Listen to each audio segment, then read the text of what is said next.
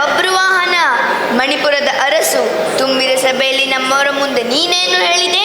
ನಿನ್ನ ಚಿಕ್ಕಪ್ಪ ಚಿಕ್ಕ ಅಪ್ಪನೇ ಹೊರತು ಇಲ್ಲಾರಿಗೂ ದೊಡ್ಡ ಅಪ್ಪನಲ್ಲನೆಂದು ಬಾಯಿಗೆ ಬಂದಂತೆ ಹರಟಿದ ನೀನು ಈಗ ಶರಣಾರ್ಥಿಯಾಗಿ ಬಂದುದನ್ನು ನೋಡಿದರೆ ಪಾಪ ನನಗೆ ಕನಿಕರ ಆಗ್ತಾ ಇದೆ. ಪ್ರಾಣ ಭೀತಿಯಿಂದ ತಲೆ ತಗ್ಗಿಸಿದವರ ತಲೆ ಕಾಯುವುದೇ ಪಾಂಡವರ ಧರ್ಮ. ಕ್ಷಮಿಸಿದ್ದೇನೆ, ಏಳು ಮೇಲೆ. ಪ್ರಾಣಭೀತಿ? ಪ್ರಾಣಭೀತಿಯಿಂದ ಶರಣಾಗತಾಗಿ ರಕ್ಷಣೆ ಬೇಡಲು ತಲೆ ತಗ್ಗಿಸಲಿಲ್ಲ. ನನಗೆ ಜನ್ಮ ಕೊಟ್ಟ ತಂದೆಯ ಚರಣಾರವಿಂದಗಳಿಗೆ ಭಕ್ತಿಯಿಂದ ತಲೆ ತಗ್ಗಿಸಿದ್ದೇನೆ. ತಂದೆ? ಯಾರು ನಿನ್ನ ತಂದೆ? ಪರಶಿವನಿಂದ ಪಾಶುಪತಾಸ್ತ್ರವನ್ನು ಪಡೆದ ಪರಮವೀರ, ಖಾಂಡವನನ್ನು ಅಗ್ನಿಗೆ ನೈವೇದ್ಯ ಮಾಡಿ ಗಾಂಡೀವವನ್ನು ಪಡೆದ ಈ ಗಂಡುಗುಲಿ ಪಾರ್ಥ. ಕೇಳಿದ್ರವಿನ ವಿಚಿತ್ರವಾದ ಮಾತುಗಳನ್ನು. ಪಾಶುಪತಾಸ್ತ್ರವನ್ನು ಪಡೆದ ಪಾರ್ಥ ಅಂದರೆ ನಾನು ಇವನ ತಂದೆ. ಯಾಕೆ ಈ ನಗು? ಯಾಕೆ ಈ ಪರಿಹಾಸ್ಯ? ಇದೇನು ಉಕ್ಕಿಬರ ಪುತ್ರ ವಾತ್ಸಲ್ಯಕ್ಕೋ ಅಥವಾ ಅಶ್ವಮೇಧ ಕುದುರೆಯನ್ನು ಕಂಡ ತಕ್ಷಣ ಕಪ್ಪ ಕಾಣಿಕೆಗಳನ್ನು ಕೊಟ್ಟು ಶರಣಾಗತ ಆಗಲಿಲ್ಲ ಎನ್ನುವ ಆಕ್ರೋಶಕ್ಕೋ? ಅದೆರಡಕ್ಕೂ ಅಲ್ಲ. ನೀನು ನನ್ನ ತಂದೆ ಎಂದೆಲ್ಲ ಅದಕ್ಕೆ. ನೀವೇ ನನ್ನ ತಂದೆ ಎಂದು ಇಂದು ನಾನು ನನ್ನ ತಾಯಿಯಿಂದ ತಿಳಿದ ತಕ್ಷಣ ನಿಮ್ಮ ಪಾದದರ್ಶನಕ್ಕೆ ಓಡೋಡಿ ಬಂದೆ. ತಾಯಿ? ಯಾರು ನಿನ್ನ ತಾಯಿ?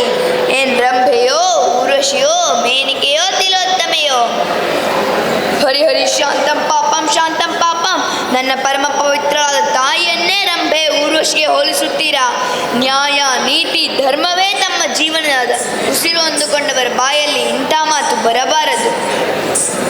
ಪಾಂಡವರ ಘನತೆ ಬಗ್ಗೆ ಮಾತನಾಡೋ ಯೋಗ್ಯತೆ ನಿನಗೆಲ್ಲಿದೆ? ಏನಂದ್ರಿ? ಪಾಂಡವರ ಘನತೆ ಬಗ್ಗೆ ಮಾತನಾಡೋ ಯೋಗ್ಯತೆ ನನಗಿಲ್ಲವೇ? ಪರಮವೀರ, ಯುದ್ಧ ಪರಂಪರೆಗಳಲ್ಲಿ ತಮ್ಮ ಬುದ್ಧಿಗೆ ಮಂಗು ಕವಿದಿರಬಹುದು.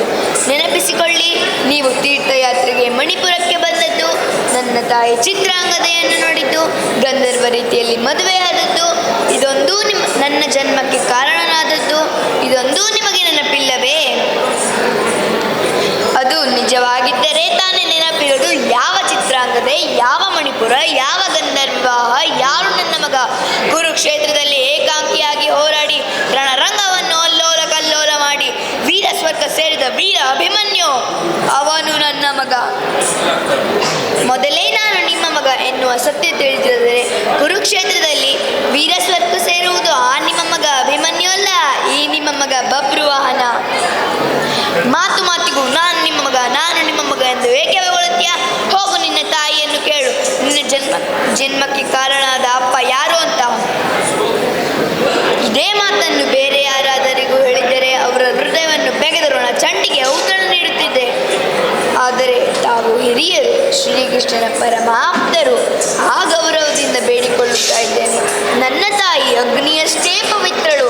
ದಯಮಾಡಿ ತಮ್ಮ ದರ್ಶನವನ್ನು ಕರುಣಿಸಿ ನಮ್ಮನ್ನು ಕೃತಾರ್ಥರನ್ನಾಗಿ ಮಾಡಿದ.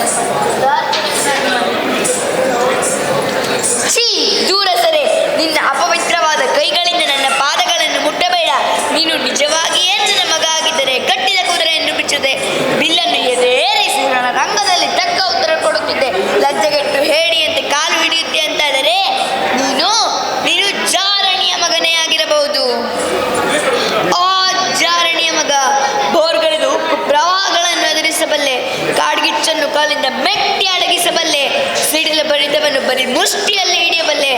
ಆದರೆ ಮಾತ್ರ ನಿಂದನೆಯನ್ನು ಮಾತ್ರ ಸಹಿಸಲಾರೆ. ಅರ್ಜುನ, ನಿನ್ನ ಜೊತೆಯನ್ನು ನೀನೇ ಸಿದ್ಧಪಡಿಸಿಕೊಂಡೆ.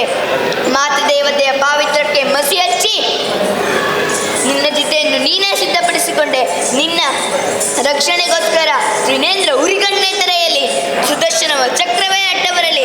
ನಿನ್ನ ಈ ಸೊಕ್ಕಿನ ಮಾತುಗಳಿಗೆ ತಕ್ಕ ಉತ್ತರ ಕೊಟ್ಟು ನಿನ್ನ ರುಂಡ ಮುಂಡಗಳನ್ನು ಚೆಂಡಾಡದಿದ್ದರೆ ನಾನು ಚಿತ್ರಾಂಗದೆಯ ಮಗ ಬಬ್ರುವಾಹನನಲ್ಲ. ಧನ್ಯವಾದಗಳು.